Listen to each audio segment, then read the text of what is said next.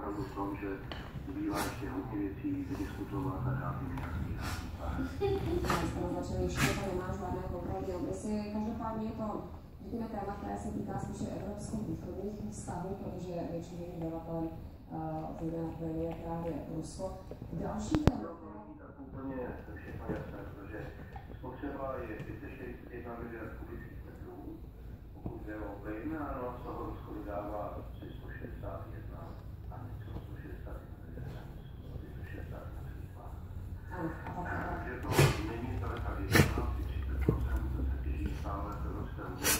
No a o něco menší podíl než Rusko má samozřejmě Rusko je 29,9% právě těch dávek.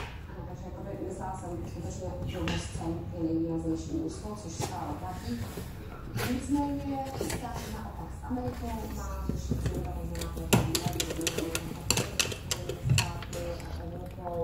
Stvrdila velkou vlnu kritiky, že by před tímto summitem operativná zejména čekala německá kancléřka, co to říká? Je to věc, která je před nás poslanci docela dobře